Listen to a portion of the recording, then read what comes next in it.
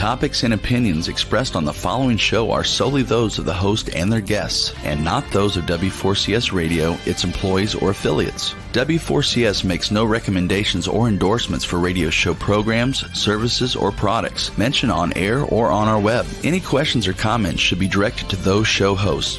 Thank you for listening to the Cancer Support Network on W4CS.com.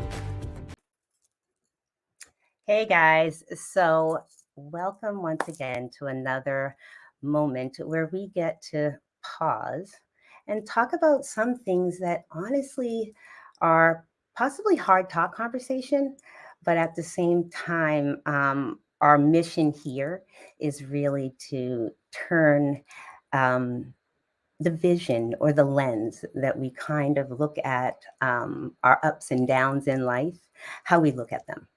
And I think one thing is that I just took an amazing program with this organization that has some wonderful tools in reference to moving through life as we are hit with different types of grief, right? And so in this program, one of the amazing things was how they addressed how stress affects things, obviously our lives, our health, our mental stability, our emotions, right? All of this stuff is something that has been, a pressing factor that we've always said to ourselves, stress is the next epidemic. And so you think to yourself, well, how would you move to minimize that stress? And one thing is that grief, as we know, can be so untimely, right? Manageable. Additionally, when we're talking about how we're going to take our next step and how we do it being uplifted in that. And I think that's a hard thing to really say to yourself, well, can I do this as I move forward, especially when at the early stages of a type of grief. And so at the end of the day, when I went into this program and they talked about stress, and there's an assessment that it can be done, right? Where you can be assessed on your stress level. And it asks you questions. One would be the stress of a loss, 57% you get as a marker. But then it said also the stress of getting married, and you made it clear, getting married, not being married, right? So at the end of the day, getting married, you think that's an uplifting, wonderful moment. At the same time, it was 47%. So there's stress, positives and negatives. And here today, we are talking about grief and how we can look at our grief and what we go through and how basically we try to reframe it in a way that gives us the ability to keep taking the next step. And so I think one thing that I had to do when I was getting ready to do this thing, right, was think to myself, okay, we're talking about grief, and I need everybody to understand that yes, granted, I am one that travels in the end of life spectrum, right? But at the same time, I am probably, because of that, I am probably more focused on life. Okay. And so that means that with these bumps, hurdles, and hits, I want people to be able to move through their lives, hit a bump, right? And what was told to me is basically hit that bump, right? And we might wallow for a while, but we get back up, right? And then how do we also hold back some of this spiraling mind thoughts and things like that? These are the things that I know I've had to struggle with through my own life, whether it's been diagnosis, the different losses that I've had in my life, whether it be the loss of a loved one, the loss of the reality not being what the reality you thought it was going to be, right? All these different things are where we have to kind of hold on to the possibilities, right? Like, what are the possibilities of looking at it differently, through a different lens, finding the silver lining and riding, holding on to that, right? So I found a wonderful book. All right. And it's Healing Words. I mean, it speaks to you right there on the shelf. If you're wondering what to get when you need it, Healing Words, right? But at the same time, I think I just need to read you guys this one thing. And Artie is here. So I do want her to join us real quick so that she can actually hear this poem too, because I think she'll really appreciate it as well. I haven't got to share it with her yet. So Artie, why don't you come on in and we can start chatting about this whole poem that I'm trying to share with everybody. But how are you today? Good. How are you all doing? Uh, well, I know that everybody out there is probably somewhat depending on the fact that, like you said, that season change, right? And when are we going to change the clock? Because I really need the clock change. I know I might have said, but at the same time, it's just, I just need to get an hour, just an hour, right? But at the What do same, you realize that hour exists for how long? I know, not the point, not the point. It was, I was right. Try to burst your bubble. Right. Well, it's funny because just as you came in, everybody was just hearing about how I was like, let's just grab onto the silver lining on the coattail of like the ribbon flying in the sky and really try to hold on to that in the moments of times that are like, eh. And yeah, I get you. But there is reality. There's the There is, reality. and I think for just a second to marinate on that first, um, it is later in this season. It's a little bit later, and I was just having this conversation. So I really think fall and winter are so spectacular. Most religions or most cultures have something that they're celebrating. That's why I think it's really, really. If you talk to some, they'll always say this season of really celebrating community, family, and with friends as much as possible. But I think you're right. I think a lot of it is that the that shift is still a little off because we're waiting for the time to match the sun coming down, right? I'm thinking that might be one of them. Yep. The weather change, right? And so the calendar is off. And so that is interesting that you're saying, I just wanted to come already because that feeling is actually very, very true for so many people.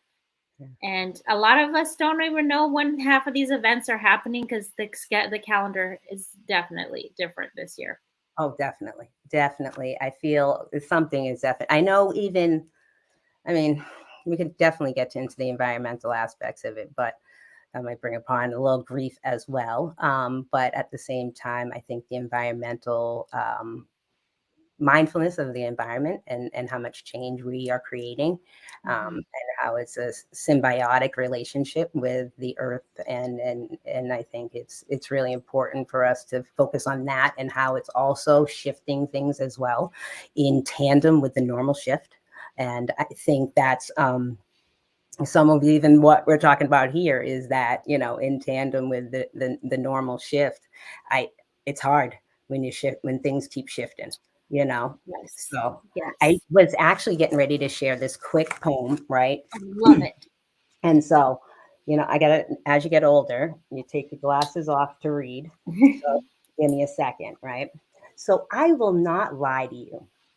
As time passes, you will learn to suffer. You will learn how heartbreak feels, how loss tastes, and what loneliness brings into your heart. You will learn to burn your tears, your pains, your failures, and your unfulfillments into deep graves and never look back. You will survive many near deaths of your soul, but you must stand, overcome your heart's wounds, and go on with life. Side note, easier said than done. Choose your choose yourself. Start forgiving sad things. Start forgetting sad things that once seemed unforgettable. Forgive cruel things that once seemed unforgivable. Start healing your thoughts so that you will find peace. Replace the desert in your heart with flowery gardens of kindness. There is no other way to move on with your life. Meaning, and hear it again, meaning comes through careful reflection after suffering. But remember that despite what you go through in life, you will always be worthy of love. And this poem is actually called Difficult Lessons. Wow. Love it. Love it. Thank you so much for sharing that. Who is the author of that poem, or is it? Yeah. So the thing about it, and this is the last name I could definitely butcher right now, but her name is Andrea Vasilior, and that's Vasiliu. Honestly, and it's called. Oh, sorry, the book. Before you came in, we were saying it's Healing Wounds is what the book is called. Great Healing Wounds? poetry. Healing Wounds. Yeah. Wow, that's amazing. And so healing wounds and healing words. She has basically a whole series of them, so it's really great. But I think I know it took us from the darker, right, to the lighter, and recognizing that this aspect of grief, as we get into talking about it, we want to make sure we understand that we're trying to peel back the layers to decipher it so that we know how to attack it, right? And that on the other side of this, what we're trying to create is this post traumatic growth at the end of the day, and making sure that people are being able to find tools and resources to really be able to move through grief. And so one thing I wanted to ask you, Arti, was in reference to the grief that you've experienced in life, what is this one thing that you find yourself doing to move through it? It could be something simple. I was asked such good questions, Daria. I'm sorry, girl. No, that's a good thing. We all need to be looking introspectively, all of us, even when, right? Right. Well, the thing about it is, I honestly have to say, I have, because of the spectrum that I look through, right, is looking kind of at life from backwards, right? I'm been forced with these thoughts probably early on, because of that, it being imposed somewhat on me to find ways to encourage healing, even in my own soul, but within the lives of others. So that's why it was so important for me to go and get this grief educator certification, right? And then to find my girl in the same class was amazing. Okay, so I know. educated, right? I know, I love it. But so what do you think? Yes, and so in your great question, I think it's a multifaceted answer. I don't know if I can put one thing on it. I find that I am being more compassionate with myself around it because of the fact that I always did what everybody else did, which was time. Like, I was waiting for a year to be done with my mom's death so that I could like move on and be not feel all the feels or whatever it was that 1 year. That's just so much like the infant toddler period for when we have children, or even if you've experienced a child, that it's just so much.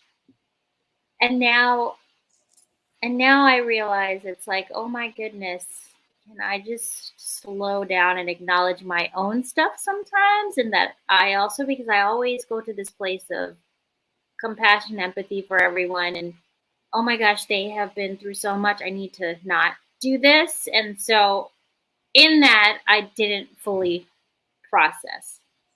So I'm being a lot more, um, more patient and kind in that journey. And I realized that um, in that patience and kindness that I want others to be more patient and kind. And so I use that vocabulary a lot with people. I'm like, compassion for yourself. And I think it helps for people to hear that because you're so like, oh yeah, I am really hard on myself right now. So yes, that would be my takeaway. Yeah. I think to myself, in reference to moving through it, I am continuously probably processing. I'm definitely not one of those people that um, either has somebody in their life or experiences something, or um, like builds a relationship with somebody and loses them, that I could ever forget, and that how each life, added some little piece to the puzzle. Um, I think that even as I've been able to embrace my community and in their losses, um, I really feel like family, right? But at the same time, with each generation loss, I do feel that, you know what I mean, in reference to I built this initial connection with this family, and then they have their first loss, right? And then time goes on and another loss, and then another, but then it becomes generational, and it also lets you know how old you are. And so at the end of the day, I think that where I find somewhat of peace is in art therapy. And um, I have over the years, with art, had music with it. But then I realized I like silence, and and not really complete silence. I figured it was really the sounds of nature, what is really brings the peace around me in doing some art therapy at the same time. So I like crafty stuff, all that kind of stuff. So I usually work through lots of my pain through that. I found myself doing some poetry, which I thought I was like the thing for 5 seconds. And then I read it back to myself and I was like, but will they get it? Right. So, but not the point. It's interesting you said that about writing, and I also wanted to. Writing has been a big piece for me too. Yes. Definitely. Journaling, right? You've always been talking about journaling and pushing journaling as more. I have like my journals have gone from like little books that I could carry with me everywhere, right? To like these big old like, forget it, it's over. I need the whole page. You know what I mean? 11 by 8, keep it running. And I put what? You need a backpack? Yes. That's why I got the backpack at all times, because I got my notebook in there to start like putting my thoughts in. So my kids will have all of my thoughts in my notebooks. I love it. Yeah, it's crazy. It's interesting that you talk about my kids will have it. We talk a lot about when we're talking about grief and also legacy and what we leave behind. We have become so digital, and I think a lot of people just have pictures on their phone, but a couple weeks ago at my aunt's house, who recently, their house had burned down. They had a portion of it that was burned, so they literally couldn't live in it. It had to be all renovated pretty much. But we went to their house when they had some photo albums, and on the phone she said, "I can't wait to show you some pictures of you and your mom and dad." And the excitement of like starting to go through the pages, and then my uncle like literally sat there while my aunt and I were talking, and he just spent like hours just, he's like, "This is so fun." And I wonder about archival records now, because this generation, like my kids, girl, like most of us who have best intentions, I don't know how many of us have actually put together a digital album in a very long time, or you know what I mean? We're like clicking away the moments that I like click, click, click, and then where are they going on iCloud? I don't see a lot of people doing anything with them. I definitely have something to say about that, because you know why? With every funeral service that I provide, we also do a memorial video for the family. Oh, so And you do it as part of your package? it's part of my package. Yeah. Well, it's Oh, yeah, wow. it's a free service for us. So we just But give it I for. love it. I'm sorry I interrupted you on that, but I think that's amazing that you do that, because Oh, yeah. Well, you know, I'm crafty and all I that. know, but usually it's Really all it's digital. an ancillary service, right? And I think that's awesome. And most families are so bombarded at that time with so much happening, Thank and they you. may not be in a really good place to be looking at pictures. To be completely 100% with you, like Tell me about it. pulling them is enough to figure out where things are, but then to put together. And for some people it might be, but it's nice to have an option to be like, look, this is here. Yep. You know, Yep. so It's thank you so for doing important. that. Yeah. So in doing that, I have found so many different things that were somewhat disheartening, you know what I mean? Because, well, number one, I'm not a picture person, right? So I like hate this right now, this, but at the same time, I'm here, right? So at the end of the day, I think to myself, will my kids, well, as I'm making these videos, right? Will my kids have any photos of me that I approve of? Right. So that's another thing, right? So one, it's opened me up to saying, I got to take some more photos, right? Another thing about it is that I realized that you're right. In reference to the spectrum of family, sometimes going through the photos is the difficult aspect of things. It uplifts seeing those moments and trying to get back there. Does it downtrod a little bit? You know what I mean? But at the same time, I think um, being able to contribute into the service like that as well, and put some of the photos that you have into the pool so that this spectrum of life can really be shared is important. But at the same time, you know, I hear about like the person's house had a fire and they lost them through the fire, you know what I mean? And or there was water damage. And so it's thinking to yourself, well, how do I protect these things so that you're not having this situation where, you know, down the road, whether you want to put your own scrapbook together before you pass, right, and you want to put things and line it all up, or your loved ones are going through and trying to kind of decipher things and find periods of your life, you know, because we like to try to make it like a chronological thing, like the baby picture all the way on up, you know. But at the same time, I think it is very important for us to probably look more into that type of thing. And, you know, that's why even we created this like legacy box where we can put these type of things into, you know, it's definitely one that to talk about more. But getting things digitized is another good thing about it. That's, You know? yeah, I just want to acknowledge again that I think it's great that you have that as a service that you are, and Sure. I do think, because my girls on the anniversary, or we watched that video, to remember faces, and I think, my mom's family and India actually asked for, like, so people also, that's the way that they connect to helping them process. That's it.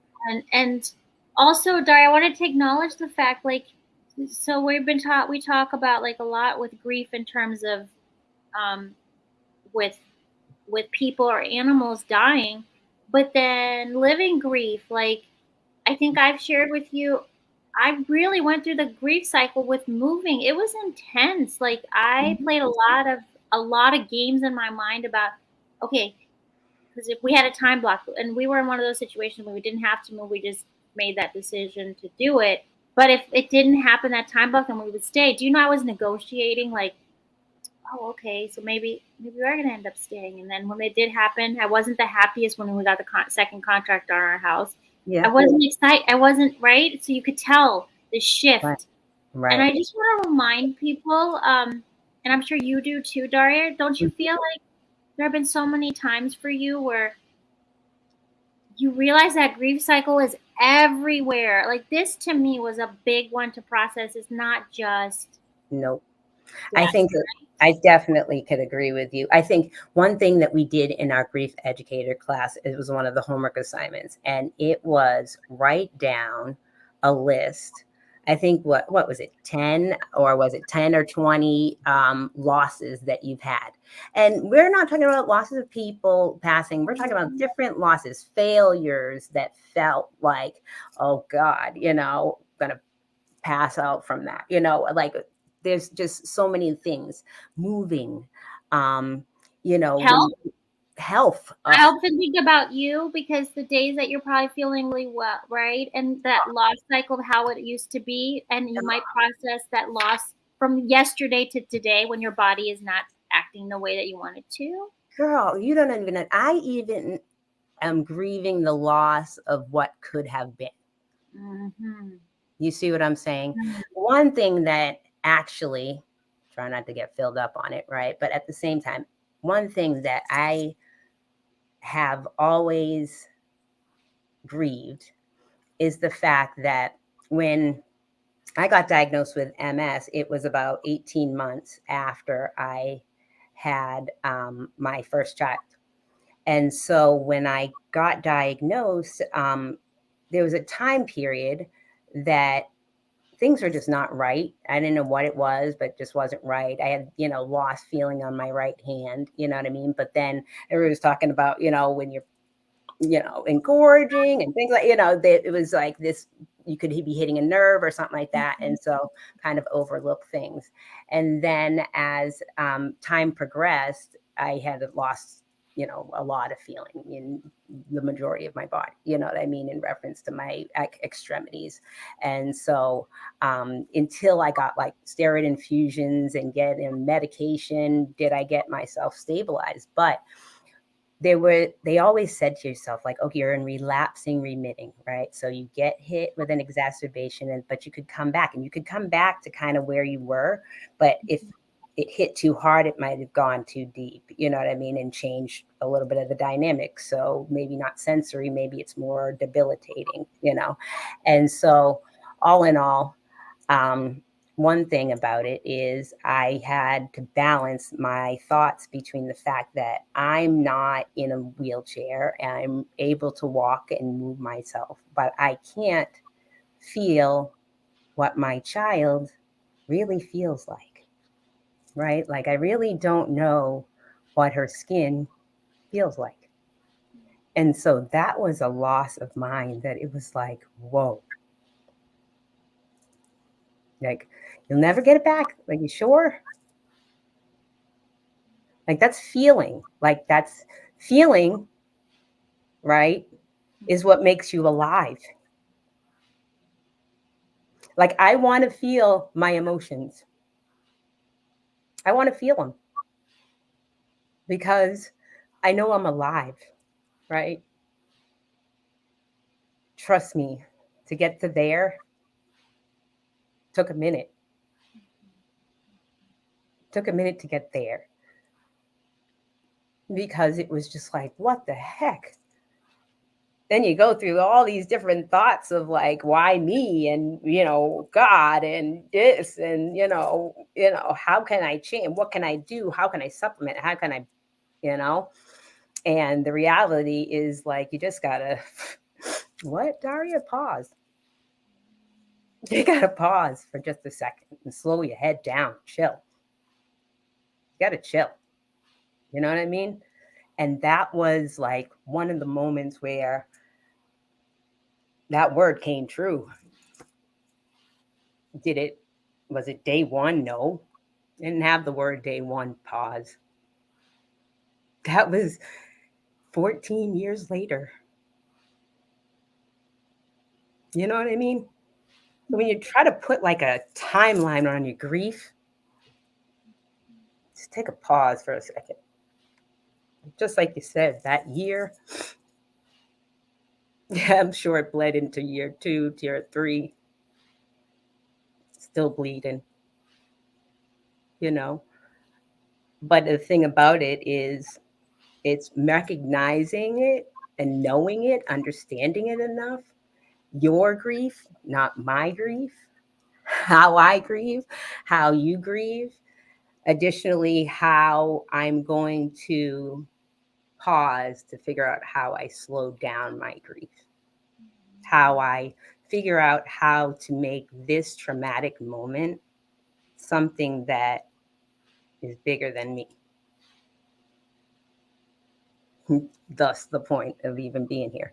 Thus, of even trying to create a platform like that and join forces with a person like you know what I mean, that can physically do the physical work, you know what I mean? And I can be the virtual education platform, you know what I mean? Because I think that's how we do it is you've got the resources, the tool, you know? And so I think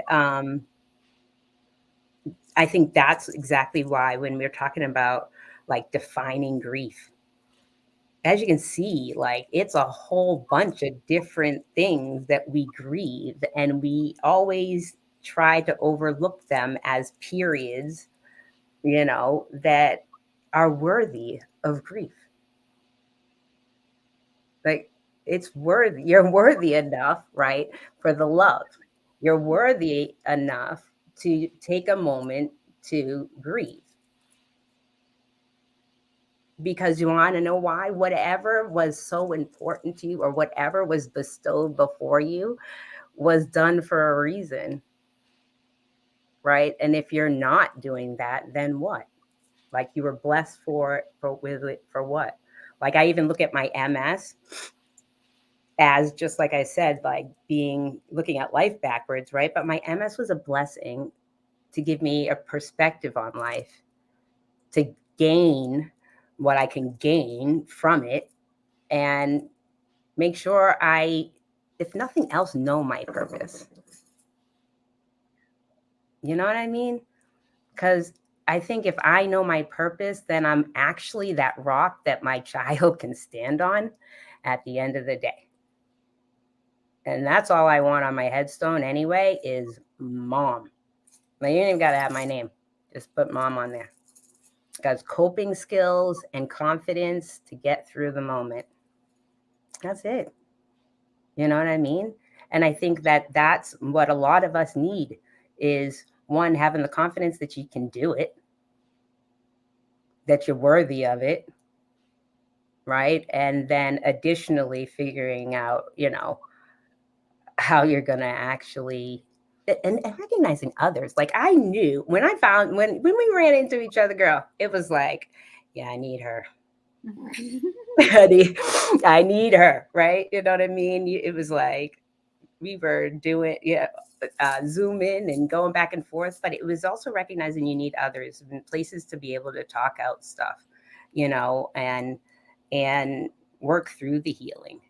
And sometimes that's hard, especially when you know you've got a whole bunch of other people that are surrounding you that might be having the same grief, be in that same grief, and not to like, impose back and forth. But then also, I think you do have to have those conversations at times, but to have an outlet, community that you can kind of chat it out with is important as well. So that's why even this was great, because I can talk to all the people that I never get to talk to in a different way, you know? So once again. There's so many things that resonated while you were talking, or things I was thinking. All that. Well, I was trying to stay present and be an active listener, but it's hard when you hear somebody who says something just so. No. One of them was the idea that when you start talking about this stuff, you realize you use the word purpose, and so last weekend somebody was asked during that. I was telling you about this mindful leader conference in DC, and they asked me, they said, do you think anyone gets to where they are at this caliber, or at some point if they haven't been through something? You know what I said? I have decided the answer is they literally have to witness or be entrenched in something to find that purpose, that driver agent that really gives you that embodiment of wanting to do service, is my outlook, that Right. then provides you that Right. that introspection of who your authentic self is. Right. And I think that goes right in the line with what I'm always like, and I think I said it before, is about this head and heart alignment, right? And the head and heart alignment usually reflects the pain that tries to divide the two, right? Because your head's going off into emotions and your heart is in a whole nother realm, you know what I mean? And so there's something that's just dividing the two. And the thing about it is, how do we get that out so that we can make sure that we get this alignment and then outstretch your arms at the end of the day? And I think you're right. If you've gone through it, you know what I mean? You have a better angle at helping others get through. And it's not even about, I say through, right? And that's the shift in the mind, not necessarily the moment of the crisis is completely over. You know what I mean? But when did your mind shift, right? Where you were like, I'm going to what? Take a hold of my life. You know what I mean? And I think it even reflected in the poem, like choose you, right? Yes.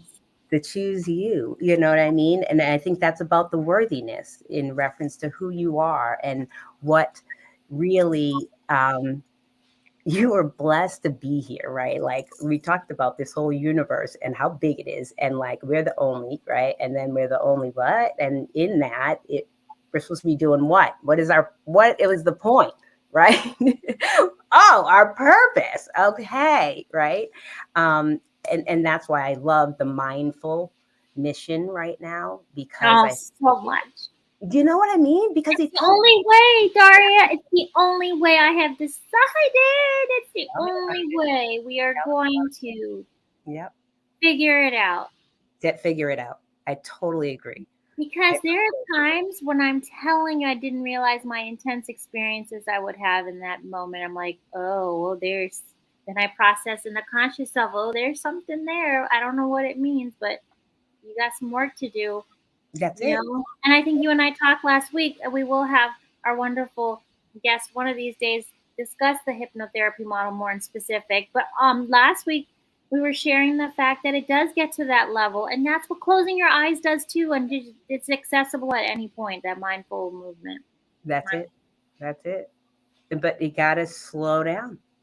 You know what I mean? You got to slow it down. True. I just think it's amazing. And Dahria, I had the privilege of walking somebody through relatively, it was just a webinar, but they were the only one on that, and it turned into a personal session, which is great. But in that moment, when we did a loving kindness meditation, I kid you not, and at the end, like, it was just so powerful, like, to be able to give herself loving kindness for whoever, that journey of whoever she wanted to give to, and then that outward. And you could see this shift on the heaviness and feeling a little lighter. Right. So she wasn't having to carry so much. And so what I'm just reminding, like you're reminding, is the fact is, and there's so much work on like grief yoga right now, and mindfulness and grief, and because the fact is, when you're really, really fired up in all emotions. Something has to provide you grounding because your body's off too, like you were just saying. Everything's just the disalignment is Right. disproportionate in grief. And I think one grief leads to another grief to another. Oh, And girl, it does. so Because most times, right? It's that, 100%. Somebody who's grieving the loss, somebody, you and I have talked about this, then finances come into play where they're starting to process, oh my God, we're going to pay for this funeral. Or, oh, wow, then, right. right? Right, because that's the thing about it. There's the anticipatory grief, just like Right. you're talking about, right? Because I think what did we learned about 4 of them, right? So there was anticipatory grief, acute grief, right? Then we had early grief. Then we were talking about mature grief, right? And so all these different levels, and then there's this, prolonged grief that they just added into the picture. I heard now, which, I think I don't know. I don't feel like the durations is where we should focus too much I agree. and I'm unhealthy telling you, in the duration. too much because the timeline is the stress. I'm telling you from personal experience and being in this field and putting timelines, I would count the month. Oh, I feel this.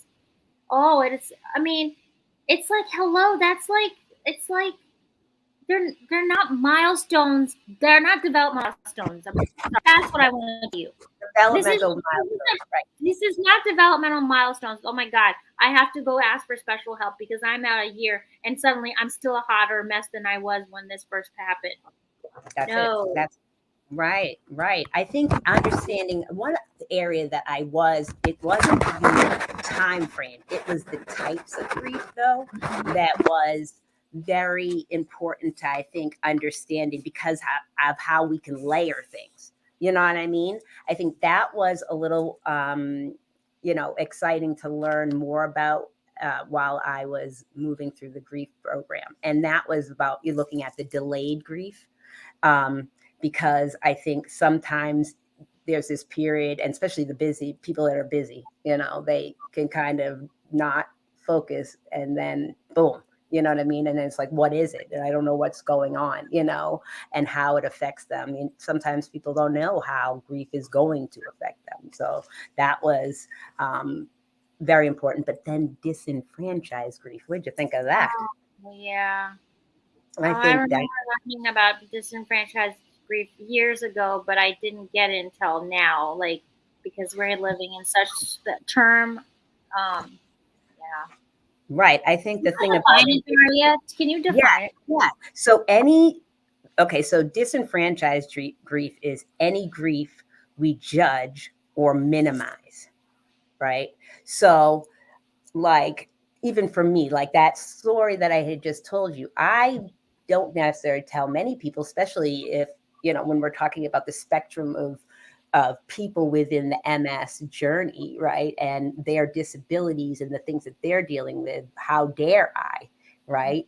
Even try, right? But I'm sitting here how many years later because I've disenfranchised it, right? Still crying, still dealing, right? Because I haven't given myself enough, like, hey, and only till the program, the certification, did I actually start opening the door to that thought process. Like, where is my disenfranchised grief in different areas of my life? Sometimes we suppress different things that we want to do in life, and we disenfranchise ourselves. Our grief on our own, or others can also disenfranchise it because, like, hey, maybe I am the child that's close proximity to mom and dad as they're aging, you know what I mean? And the other children are far away and they're not coming, they're not around, you know what I mean? To be right there and participate on the, sweat level, you know what I mean?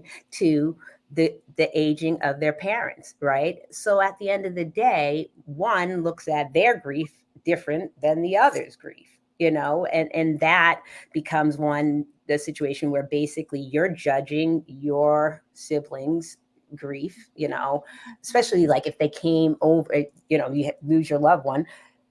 Your sister walks in, she sees you emotional, she says, stop, you got to pull that together, this is too much. And she's not meeting you where you're at. You know what I mean? Just off gate judging.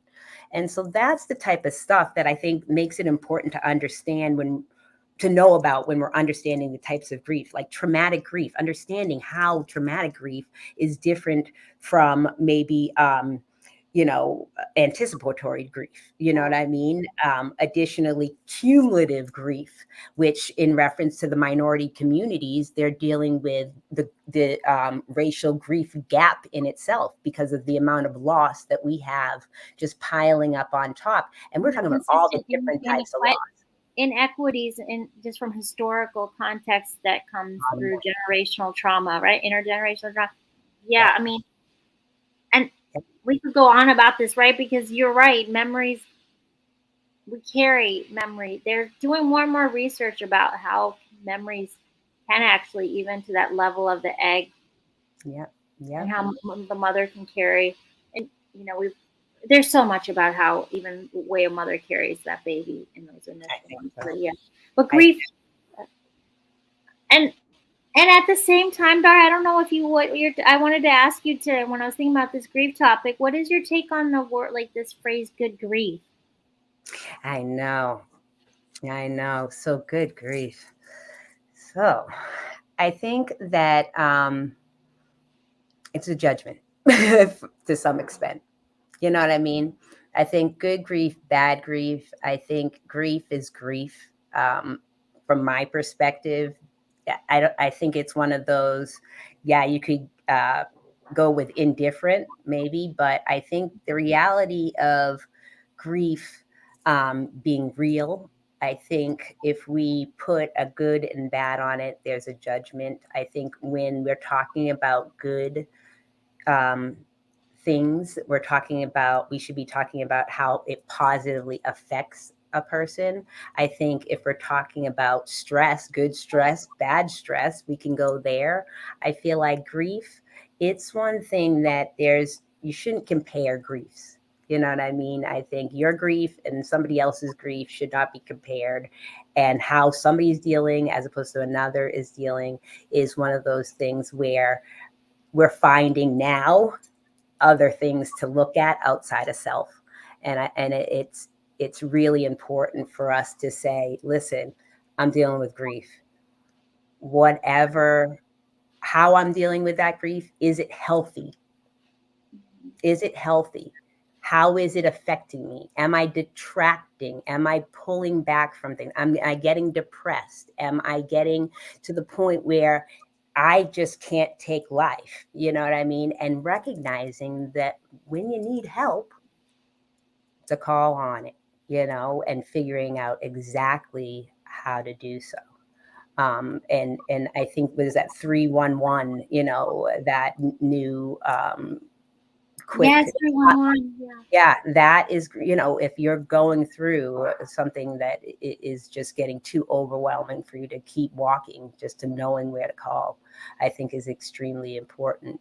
So there's healthy and what can be unhealthy, but good and bad, I'm not a fan of. You know what I mean? I think when we're talking, vices, there's definitely some things that could be looked into more in reference to how you might pick up vices and look into self on that. Whatever those vices are. Some people are eaters, some people are drinkers, some people are smokers, some people are, some people are binge watchers. You know what I mean? Like there's something that you might kick into in your grieving times that you might need to look introspectively on and figure out, is this the grief or is this just me wanting to watch a whole bunch of, Netflix? Hey, who knows? But at the same time, I think it's very important for us to really take that moment to really figure out what is going on.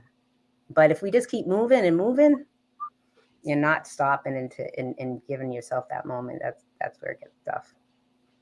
So, and on that note, we have to pause our show for today because it's already time.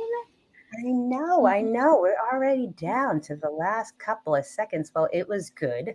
It was definitely a new experience starting out the show without you, but I was glad Now to you know your check check. I appreciate you. Yeah. So hopefully, and, it seems like this grief thing might be a series that we go through. Yes, I was just about to say we're not done with this, everybody. So we already discussed this For sure. previously.